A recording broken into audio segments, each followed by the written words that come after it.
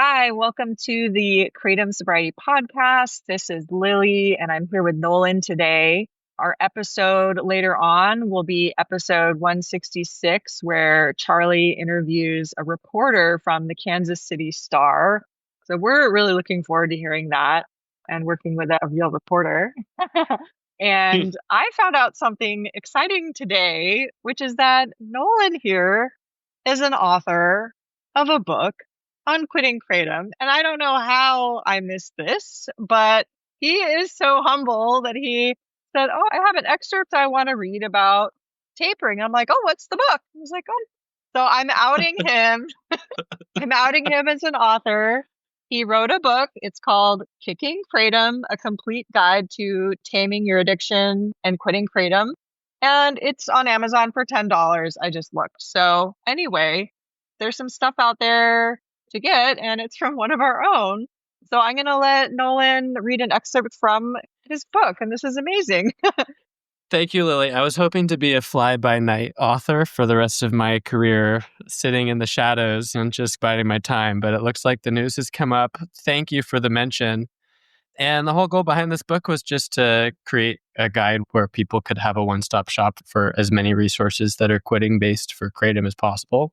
I know that the more time goes on, the more resources are out there, but no longer will I write from the shadows. Thank you, Lily. Anyway, so Lily and I wanted to talk about our experiences with tapering. And from my book, I wanted to read a quick excerpt about one of the tips that I had for tapering.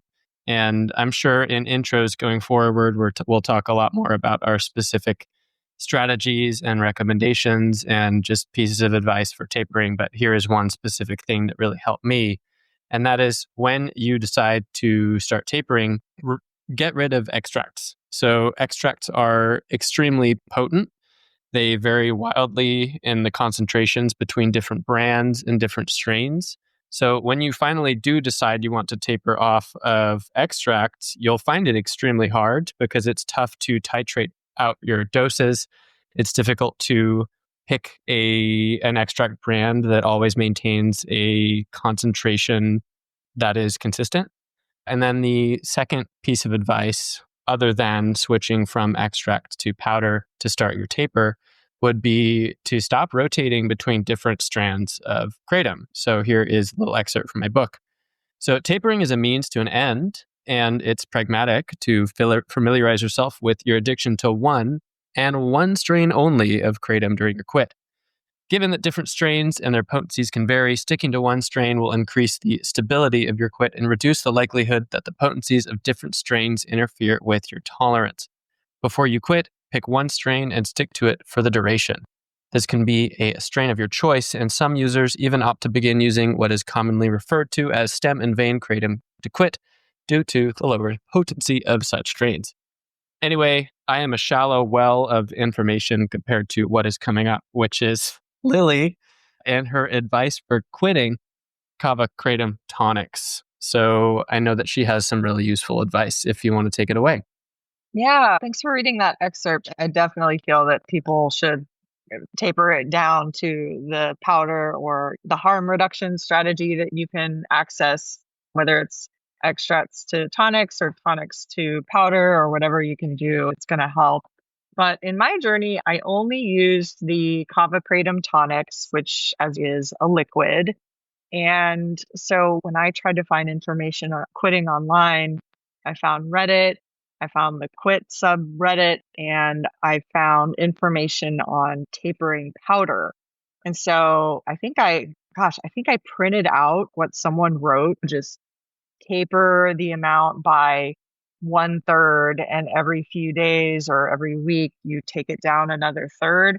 So what I had to do with the liquid format is I had to shake up each bottle a bunch because it all settles at the bottom into a sludge. So I had to make sure it wasn't like up up dosing or down dosing accidentally. So I really shook it up. And I have cats, so I had a bunch of extra like cat medicine syringes to my cat needed medicine. They were unused, of course. And so I had a couple of those. I had a couple of those. I was like, what do I have that has specific milliliters on it? It's hard to measure something. The total amount is 2 ounces in a bottle. So you're starting with a really small amount. So I'm like, okay, milliliters. Oh, yes, cat medicine syringe. So I used that. And I basically wrote out on a piece of paper, like a madwoman, every single dose for 3 weeks straight. Like it looked like a crazy grid of math equations. So if I wanted to lower it by a third for that first week, I also wanted to split up that 1/3 less dose throughout the day. So it was an even stream. Yeah, Nolan is nodding because he understands. Yes, you have to keep the even stream going. So again, you're not going up or down. But yeah, I basically felt more an addict than ever when I was doing the tapering because I had to carry around my bottle of my doses for the day. I had to carry around this weird ass syringe and my little plastic bag. And I had it in a small little like makeup bag. And I was working in an office like full time at this point. And it was a very like quiet, weird office, and everyone stared at you as you like came and went. And so I just pretended like I was on my period forever, basically taking this bag to the bathroom and hoping that no one was like, wow, what's going on with Lily in this bag? She's dependent on cat medication now. Yes, my cat medication. Yes. Yeah. And it was just very, okay, every couple of hours I have to go into the restroom and close the door and do this dose and rinse out the syringe. And it felt really dirty and weird, although I was helping myself.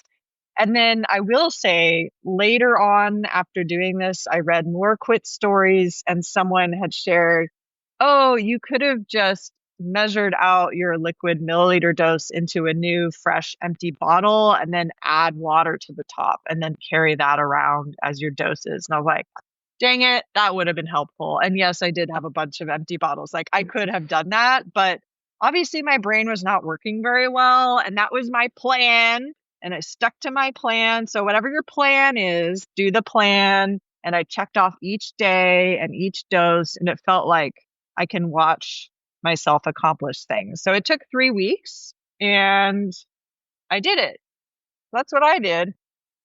Congratulations. And you learned, so we didn't have to. We can start from the easy solution, which is Yep.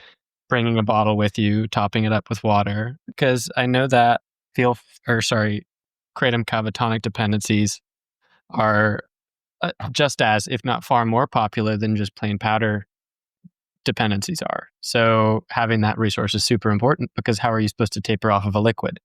Anyway, but one thing that Lily mentioned, which I really wanted to highlight, is what we call, quote, keeping an even stream. So there's a few ways that you can taper, the first being hard and fast.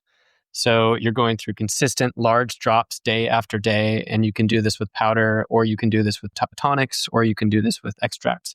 But the one that I think most people tend to enjoy the most is a slow, gradual taper, the way that Lily did it, which was over a period of 3 weeks, where you're dropping your dose so consistently over time that it's just so much more difficult for your body to notice.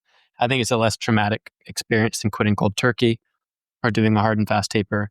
Anyway, that is all, at least for now, that I have to say on the subject. And for those of you who are considering tapering, there's plenty of resources online. Do your research and really consider it because it is definitely one of the easier ways to go about quitting kratom.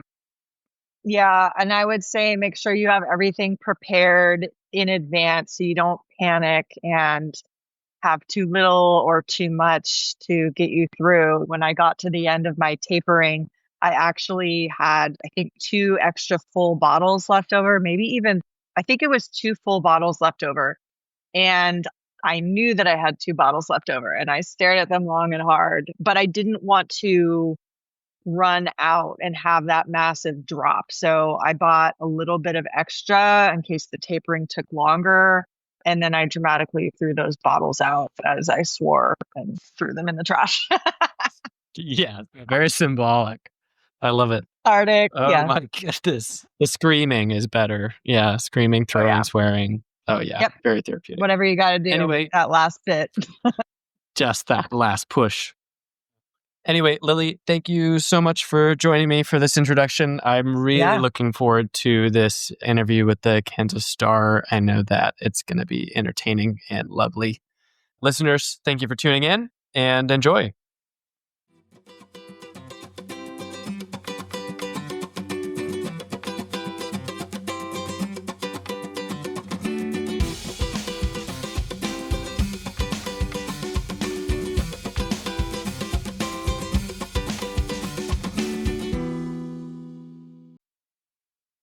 Welcome to the Kratom Sobriety Podcast. My name is Charlie. Today we have a special interview with a journalist from Kansas City who just recently did a 3-part series on 7-OH. David, thank you for being with us today. Please introduce yourself. Hey, Charlie. Yeah, I'm a reporter for the Kansas City Star. I've been there for about 4 years, and I've been a reporter for probably 15 or so years. And I just spent the last 2 months working on this series about 7-OH. And it was entitled 7-OH in American Shaman. We'll have some links in the show notes about it. Please tell us a little bit about your background. Have you reported on similar industries or similar stories in the past? I've covered a lot of different beats. I've covered lighter stuff like music scenes and food scenes, and then heavier stuff like business and hard news and politics. I have done a fair amount of I guess what you would call investigative reporting. So I have looked at industries that in some ways remind me a little bit of the 7-OH or Kratom worlds.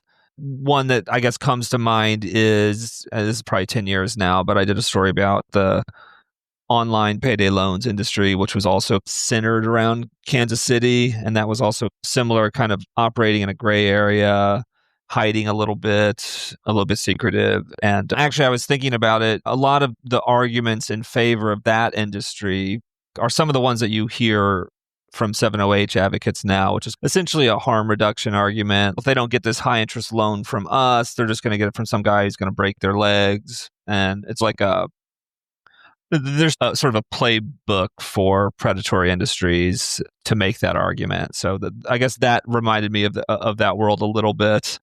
We're safer than pawn shops. This is a choice. Give adults their options and let the government get out of the way. There's another interesting coincidence or overlapping in that I've talked to a lot of quitters who have used loans to fund their Kratom habit, because they become cash strapped, and even beyond the payday loans to the easy access to the predatory loans you can get online for the installment loans, just really rack up extreme amount of debt to pay for a pretty expensive habit. Sure. Yeah. You first noticed 7-OH being marketed on billboards. How did it go from there to the series?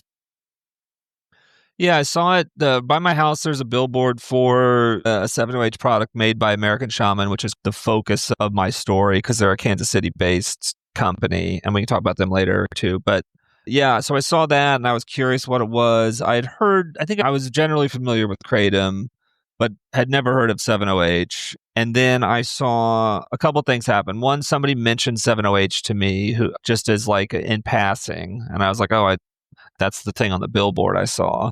And then I also saw a lawsuit. Sometimes go through federal lawsuits as just my course of work as a reporter, and just see what's been filed lately. And I saw something in there against that company, American Shaman, and the lawsuit was about 7-OH. And so I thought there's probably something to look into here.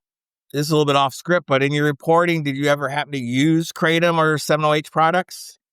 I didn't. I keep thinking maybe one of these days I will just try it just to be a little bit more gonzo reporter type of thing. But I don't know.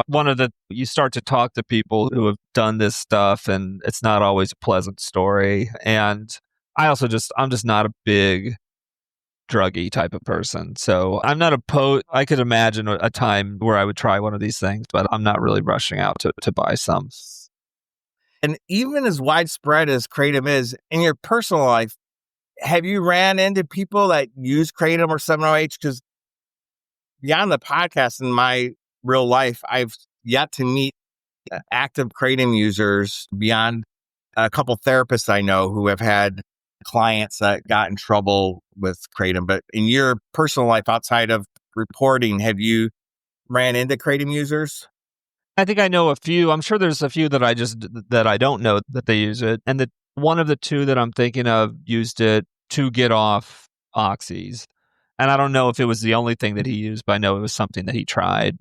But no, I don't think there's a ton of people in my life that are buying drugs at the gas station or the smoke shop, but maybe they are. That's the thing. There's a business here. Somebody's buying it. It's buying these products. Before we go any further, why don't we take a minute to define what 7-OH is and how it is differentiated from the other continuum of Kratom products?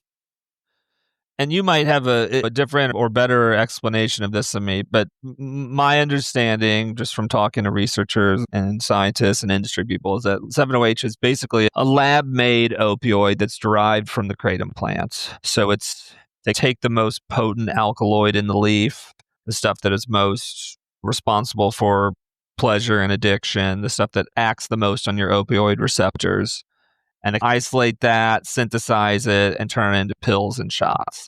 So it's just this really concentrated thing that is derived from kratom, but is not really at all like the natural leaf. And it is basically exploded in popularity, overtaken the kratom market in smoke shops and gas stations over the last 18 months to 2 years.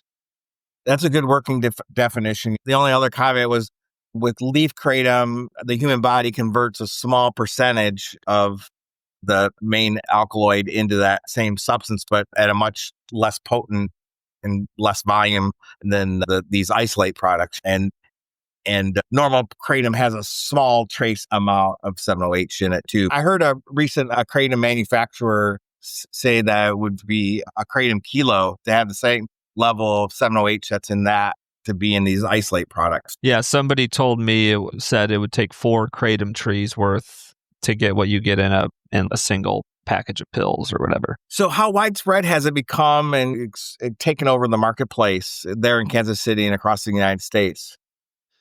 Well, definitely in Kansas City, it is the most smoke shops, or if you go into a smoke shop, they still have the traditional kratom. I guess we just call it traditional kratom. It can be that, which is a variety of things. It's the leaf, it's the extracts, it's whatever. But if you go into a gas station, like I went into a gas station, I went to a bunch of gas stations actually, but I went to one where I just asked for kratom and they just pointed down beneath the counter and it was 7-OH. So the two things have become conflated, even though they're often quite different products. But so just anecdotally around here, it seems to have displaced a lot of the traditional kratom products. I talked to people for the story who told me, because I was like, how big is this business of 7-OH? And one of the kind of industry experts said they thought it was 2 billion. The subject of my story said he thought it was 5 billion. And I talked to a kratom person whose products are being displaced by 7-OH, who said that they thought it was 8 billion. And because it's in such a legally gray area, it's a new product, it's just a guessing game. It's just such a shadowy market that it's hard to really get a hard number on. Another data point is that Vince Sanders, the subject of my story, told me that his 7-OH sales are generating far in excess of $100 million a year. So that's just one thing that he told me. And I don't know what that means in the grander scheme of things, but it's just hard to nail it down. But what does seem clear is that if you go into most shops, 7-OH is what's selling these days more than traditional kratom products and extracts. Did you find anyone in the wild, not a company representative, with success stories about 7-OH? Yeah, a few. So I went to Las Vegas reporting this story to this kind of trade show where people buy and sell a lot of these gas station products like kratom extracts, Delta 8, THCA, all kinds of vapes, whatever. But 7-OH was huge there. And there was also a panel at this event where people from the industry talked about, because 7-OH, even at a place like that, is a controversial thing. And I guess we could talk about the fault lines there between traditional kratom and 7-OH. So there was one talk that was put on by 7-OH industry advocates. And so there were people at that. I think there was like a veteran who said it helped with PTSD. Another person said it helped him sleep. And I don't doubt that, but it's going back to the payday loan thing. It's there are some people who were able to keep their car because they got a loan and paid it back, even though it had really high interest rates. But there's a lot more who just went further into debt. And I take all of the information in. I'll trust these people or take them at their word. But there are larger issues here too that I'm sure you're aware of, which is access to medical products that that are outside of the traditional pharmaceutical medical system. I was reading a tweet related to your article, and all it said was, "This story is about the broken healthcare system in America." It is a very complicated issue, but since we're dedicated at the podcast about quitting Kratom, including 7-OH, this next set of questions will be about addiction, and then I do want to tackle some of the interesting about the controversy within the industry and all the implications. But so what kinds of personal stories did you hear from users who became dependent on 7-OH? Yeah, I talked to several people. A few of them made it into the story, a few of them didn't. But the ones that I put in the story, one of them was a woman named Grace who lives in Kansas City, and she bought 7-OH because she was buying CBD gummies at a shop, and this American Shaman shop, and they do a promotion where they give free samples of stuff. They've done this for a long time. This company's been around for over 10 years, but so they used to do it with CBD or Delta 8 joints, and now they're doing it with 7-OH, and she just started using it, liked it. The use escalated from 1 to 2 a day to as many as 10, spending hundreds of dollars a week on it, and then tries to quit and starts to experience all of these issues, which I'm sure you're familiar with: hair loss, skin problems, insomnia, depression, anxiety. And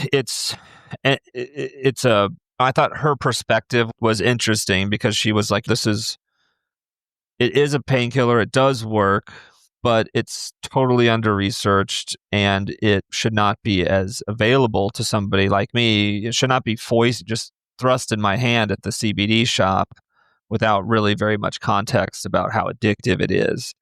And there were other stories, like the stories have similar beats to them. They maybe used to have addiction issues. They thought that they were told that this was something that would help them wean off, replace these old habits with something healthier. And it just turns out to be the same thing that they were doing before in a different form. They're replacing one addiction with another.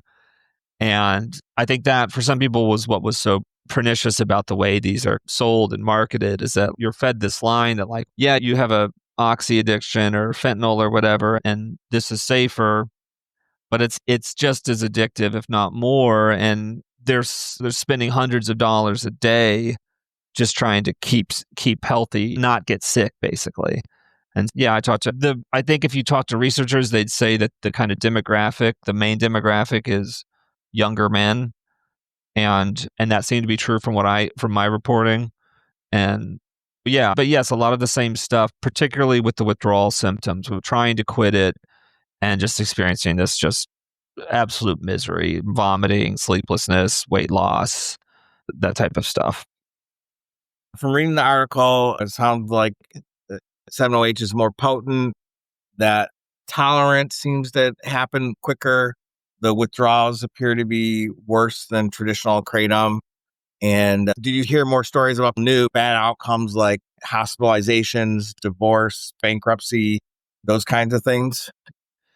I think it was, yes, some of that. And I think the main thing that I took away from it is that these addiction centers, rehab clinics, are seeing a lot more of it suddenly. A lot more people coming in either saying, I can't stop taking this drug, 7-OH, or they're coming in saying, I have a alcohol problem, but by the way, I also take 7-OHs every single day.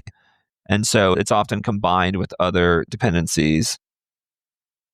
And that's often argued then that it's not actually the 7-OH or the Kratom product. It's that the person already had an addiction, so you can't blame those products. But I will say, yeah, that's not what the physicians at addiction counseling centers would say. They would say it's a big part of it. And that's not what we say here at the podcast. It is one of the things that we have to fight against with interacting with the rest of the world, and along with the marketing, where many of our listeners had that experience where they felt like hoodwinked at some level, where it was said to be X, Y, and Z, but in the reality, it was way more problematic, and it wasn't, in fact, addictive. Yeah. And I will say that just another thing that I noticed was there did seem to be some people who felt that they could. I guess what I would say is that the people who experienced the really harrowing stuff did tend to be the people who used higher and higher amounts, and then tried to quit. The problem with that, and so I think some people would say, yeah, don't do a bunch and you'll be fine. And the problem is that it's just very easy to start using high amounts because it's an addictive substance. And so it's quite natural to find that you need to take more to get the relief. And then the way it's packaged in pills and the potions, it's a lot easier to consume those, unlike a tea or a powder, which there's an inherent kind of ceiling, especially with the pills. Yeah. One of the leading researchers said that, and I thought this was interesting because it was at that conference I was talking about earlier, and there was a lot of people asking him questions in front of a room of people, and some of them were on the kind of traditional Kratom side, some were on the 7-OH side, and they all wanted him to agree with them. And he basically said, I don't think any of this stuff should be legal. The only thing that I think should be legal is the plant. And I think why he says that is because there is, like what you're referring to, there's a ceiling there in terms of how high you can get, how powerful it can be. I'm not saying it can't be addictive also, but it does seem to be something realer and less synthetic and addictive.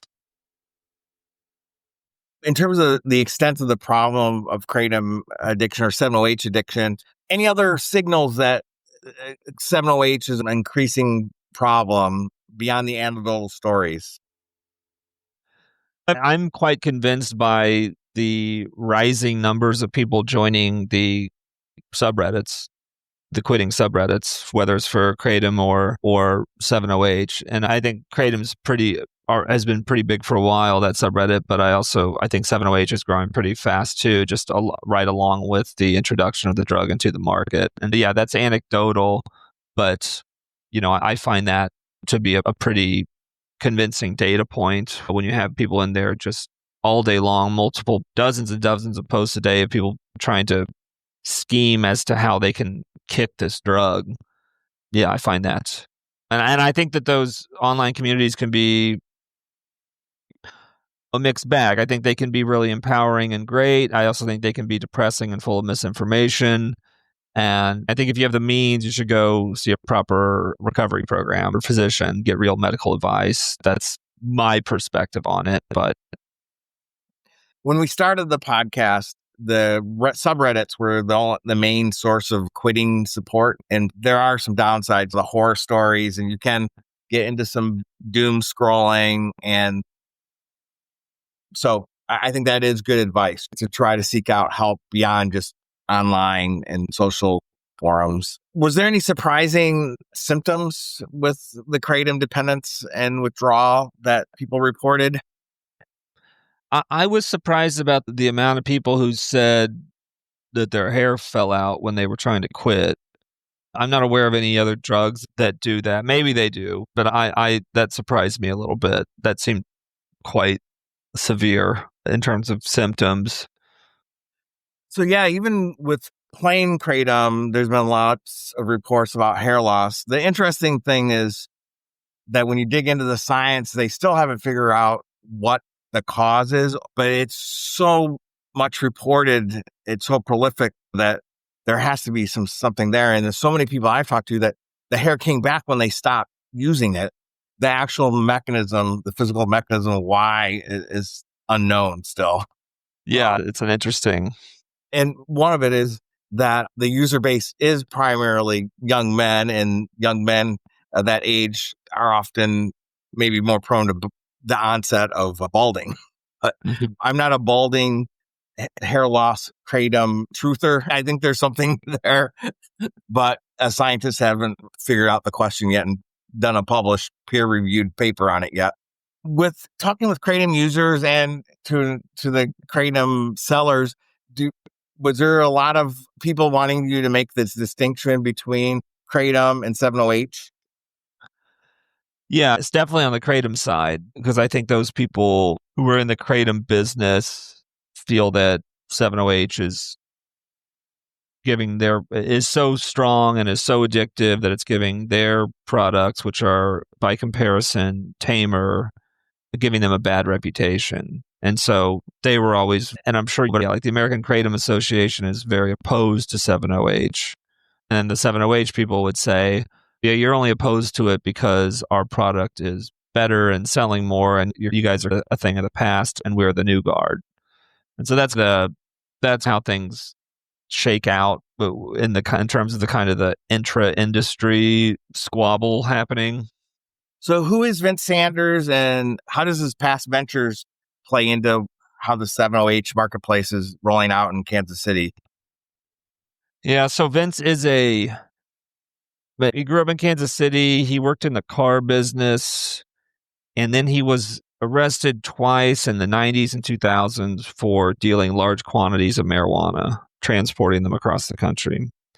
And so he did his time, he got out, and then he worked in a series of legally gray businesses. So he was in title loans, which was at the time not really legal in Missouri, and they skirt usury laws by developing this kind of new type of loan where you give them your title and they give you a high interest loan. And then later on, he was into teeth whitening, and he started some teeth whitening business, and that was also there was a question of whether you could be not a dentist and own a teeth whitening business in the state of Kansas. So he fights, that dies. And then he got into e-cigarettes, and then he got into CBD, and this is probably the early 2010s. And so he was a little bit ahead of the curve there, and that's how he got big, made a lot of money, is that he opened all of these CBD shops called CBD American Shaman. So he franchised them all across the country, and you could go in there and get oils and tinctures and things like that. And it was, again, also gray area before the widespread cannabis legalization. And so he's a guy who's comfortable taking risks. Yeah, he was quoted as saying he's willing to go back to prison for 7-OH. What do you think he was trying to imply with that?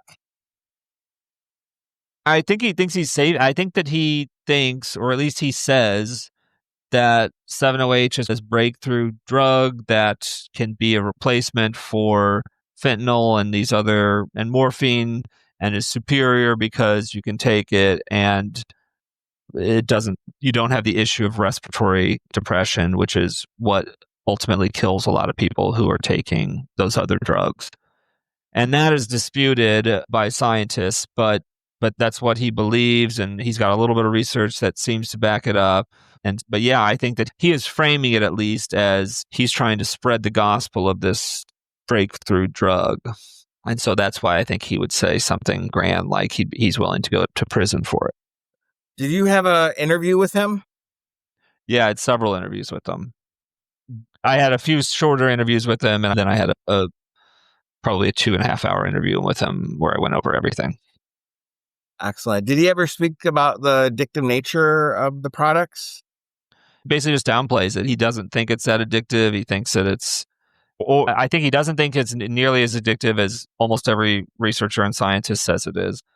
I also think he and other people like him on Earth that see things his way would say something like, coffee's addictive, cigarettes are addictive, we allow that. And I don't know that's the most convincing argument I've ever heard of. There are degrees of addiction, and I don't know anybody who tried to quit coffee and their hair fell out. You know what I mean? Yeah, or needed to go on Suboxone or go to a detox center for 3 days or get $3,000 in debt. You touched on this earlier, but what about this practice of the marketing tactics of giving free samples and other types of promotions and loyalty programs? How does that draw in unsuspecting customers? Yeah, something that this company did with CBD also, that they would have events, they'd give away the stuff. They did it with Delta 8 too. They would have pre-roll joints that they sell for 2 cents or something like that. It's just a way to get people in the door.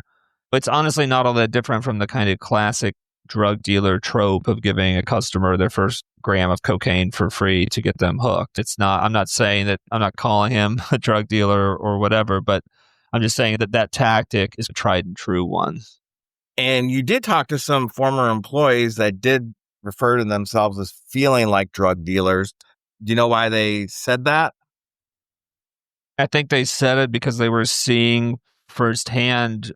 So some of these people are selling, at least one of the people I talked to, or I guess two, they're going into the smoke shops regularly. They're going to the gas stations regularly. And so they're seeing the people come in and spend a bunch of money, come back a couple hours later. It's a little bit different when you're at the street level than when you're just working in a manufacturing plant or something. And so I think that when you see a customer base of clearly addicted people, I think if you have a certain perspective on it, you might start to think maybe what I'm doing isn't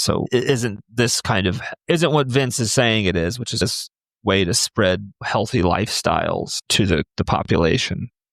Yeah. The few I've talked to people that work in the industry, and they're just customer service professionals, so they're not the owners. It's just their day job, but they do run up against where they've seen the same customers come in every day. The customers that are there at their door at 9 a.m. when they open, people where they'll come in and say, can you loan me some product and I'll pay you tomorrow, kind of interactions with their customers.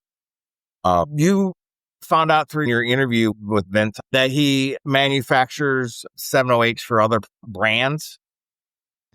Yeah. So American Shaman they have a couple hundred maybe shops across the country, these franchises where you can go in and you can buy CBD and Delta 8 stuff in there. And you can also buy their own brand of proprietary 708 products, which is called advanced alkaloids. So that's one profit area for them. But they also have a lab, like a manufacturing facility, where they make 708 for other brands that are sold all across the country and that probably you would be familiar with if you were somebody who buys these products. So that's, I think, where a lot of their money is coming, 708 money is coming from,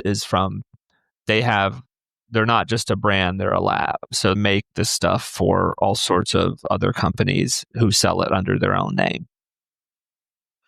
In the series, you compared the lawsuits against American Shaman to like the Purdue Pharma and Sackler family legal issues. How strong do you think that comparison is? So just to be clear, I didn't make that comparison. It was the attorneys in the lawsuits who made that comparison.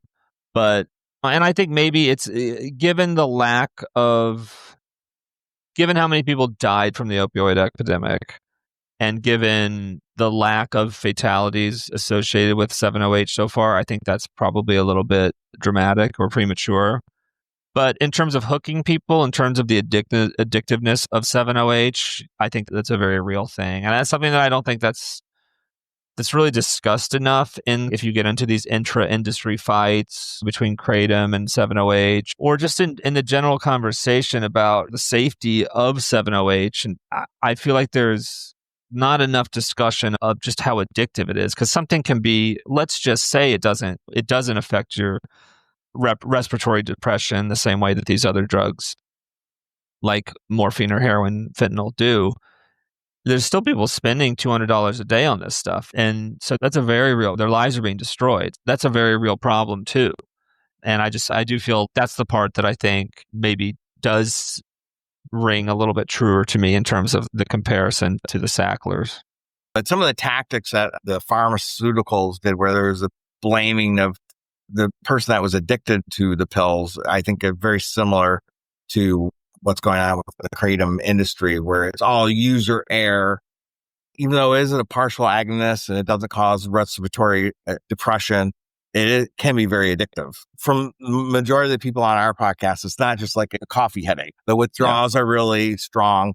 The cravings are profound, that it makes it really hard to interrupt a bad habit on your own without a more strong intervention. Yeah.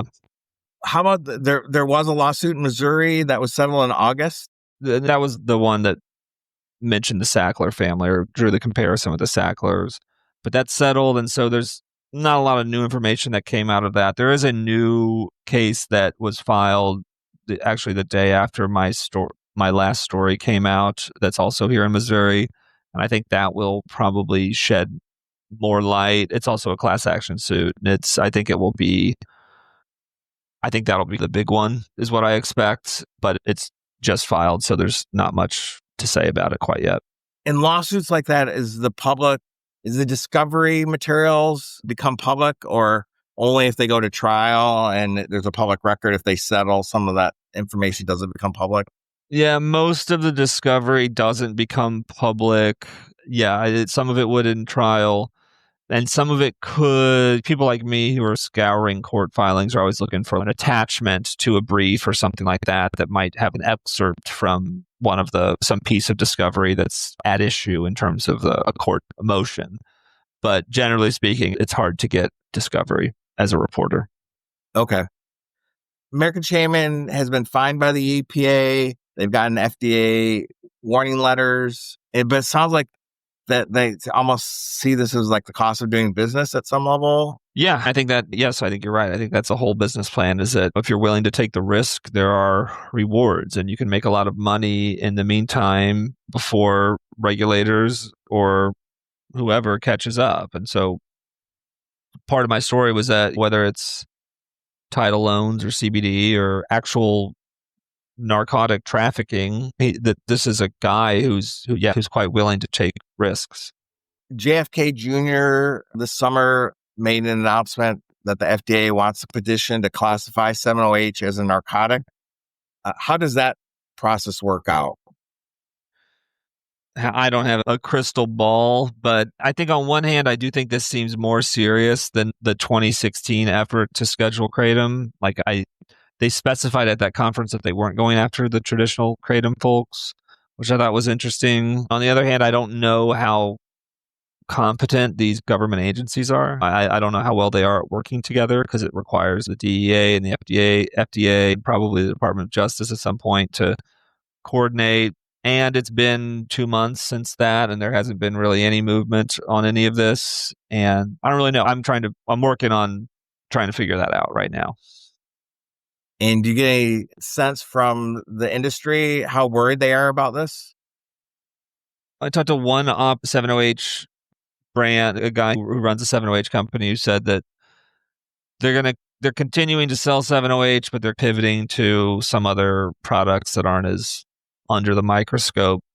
Sanders and American Shaman just seem like they're going to fight it until the very end. And I don't know what'll happen. If they do officially schedule this, and I don't know how long that's going to take, that will be a very interesting point to see whether they go underground or if they just stop selling it altogether. But the way they're talking right now is that we're going to keep going with this. This is not slowing us down. Sales are actually up. And I think it will be an interesting thing to watch play out over the next, 6 to 12 months is what people are telling me. There's also, and then that's just the federal level. There's also things happening in the states. I think 2 weeks after that FDA announcement with RFK Jr., Florida moved to ban 7-OH. And it looks like, I've read a few news reports that there's people there seizing the stuff from shops. So that's a pretty serious response. And that could happen in Michigan or Missouri or wherever if the local and state governments decide to make it a priority. In your articles, it sounded like you talked to several Kratom-specific scientists about this. Yeah. Dr. McCurdy is probably the most well-known. He's out of Florida. What was his position? Yeah, like I said before, his position was, the only thing that I think should be in the market is the leaf. And all of these extracts, and certainly 7-OH should not, they're a step too far.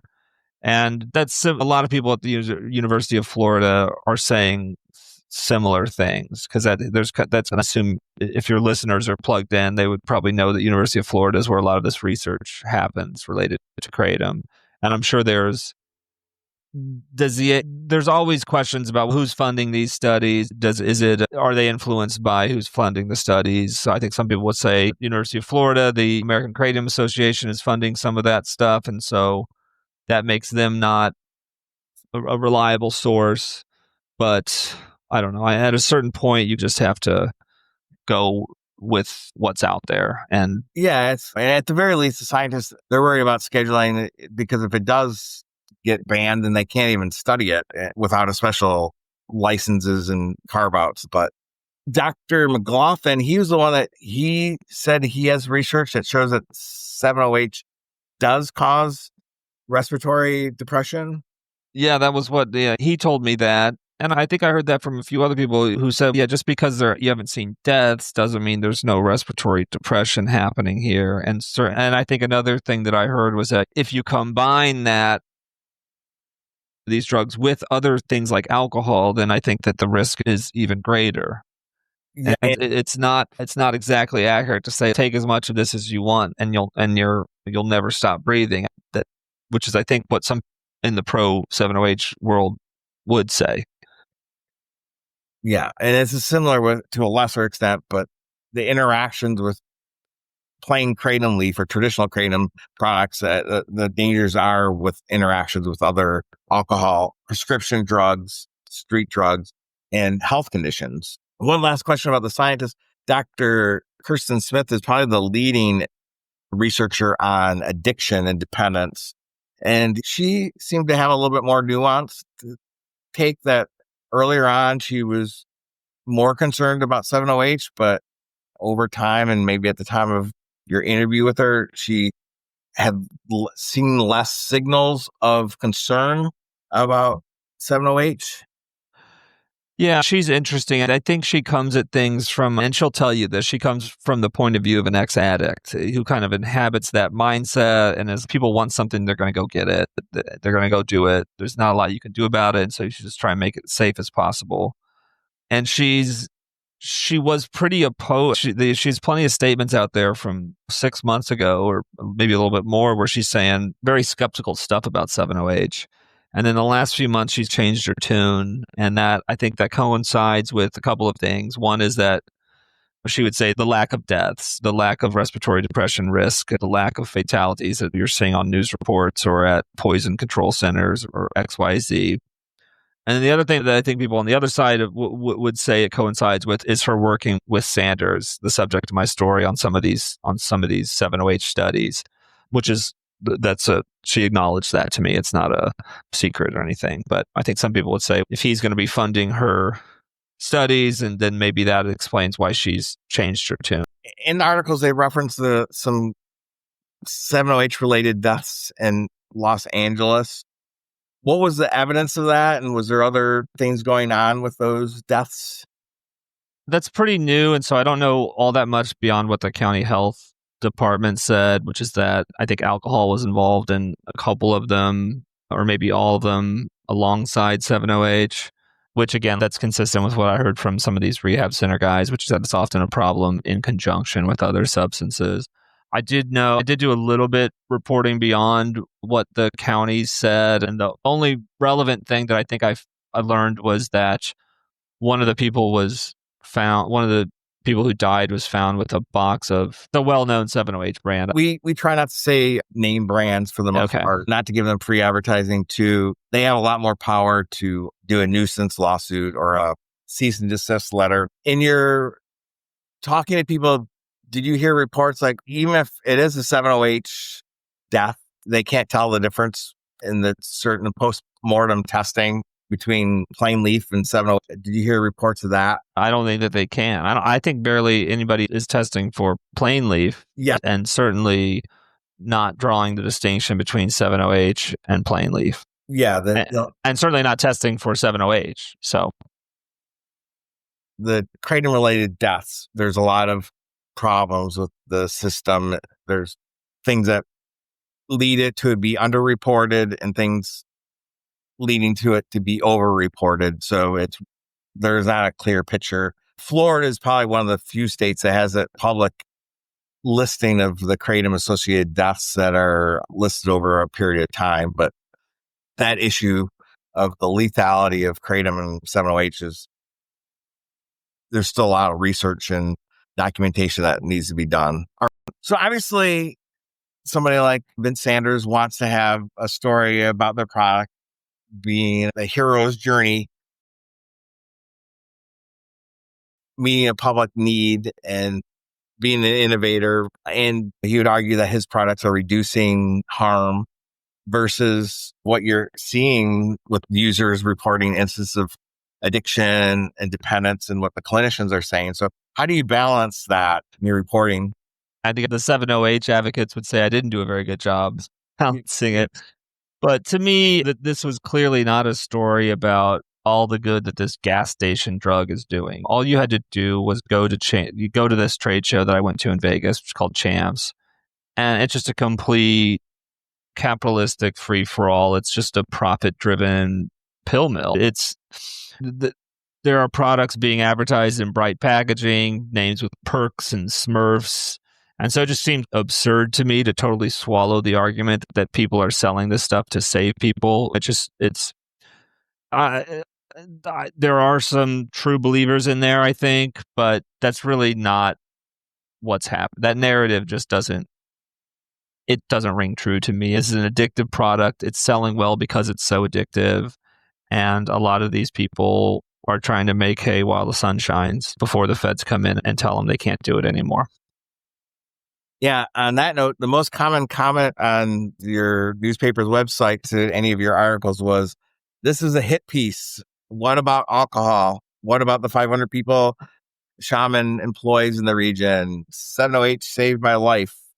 I don't find any of those arguments all that convincing. Obviously, I thought about all those arguments before I wrote the story and was asking questions of people that were pressing those issues. But yeah, the Sacklers employed a lot of people, right? Employing a lot of people is not an argument for why you should exist. In no other country on earth would that be a remotely feasible argument.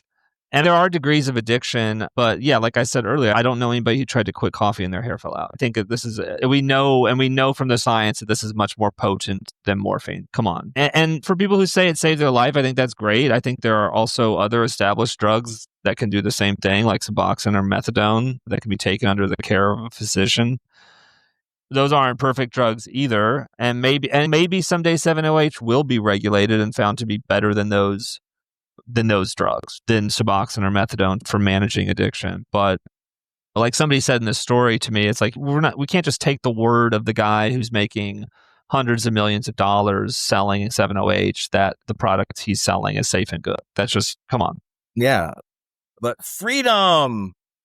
Yeah. There's a lot of whataboutisms wrapped in a whole drawer full of logical fallacies. At the podcast, we try not to be hysterical and do a drug panic about this, but I think it is clear that we found ourselves addicted to it, and it was not like a nicotine habit. It was a lot more profound addiction than trying to quit coffee. And these products should be regulated and shouldn't be the Wild West of capitalism out there. It is unfortunate with the regulatory systems to either ban it or it's a free-for-all. But that seems to be the choices, or this patchwork of locally enacted regulatory framework that isn't comprehensive. From your reporting, do you have any tips on quitting Kratom for our listeners? That is our main focus of our podcast, is trying to help people get off this stuff.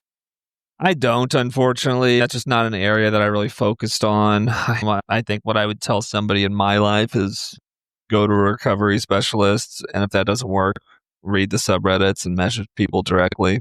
But that's a completely uninformed opinion, but that's where I would come down on it, I think.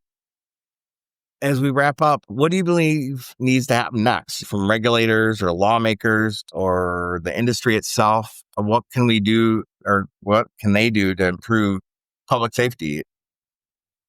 I think that there'd be levels, right? So I think there needs to be, at the very least, regulation here. The lowest level would be self-regulation, which would be these companies doing lower dosages in the packages, age restrictions, advertising restrictions, so you can't market it like candy or Percocet. But that's not happening, and there's no incentive for these companies to do any of that stuff because they just want to make more money. And so the only people who would really be in favor of that are the bigger players who, would benefit from actual regulation. So then it's like the government needs to intervene, and that does seem to be what is probably going to happen based on the July press conference. And what that looks like, I don't know. If the feds drag their feet, you could see states like Florida move. But overall, I think we probably just don't want a situation where you can go buy heroin at the gas station. That seems crazy to me. Agreed here. I appreciate the time that you took to tell us about the story. We'll share the articles to our listeners and the links in the show notes. And we appreciate your reporting. Yeah, thanks for having me on, Charlie.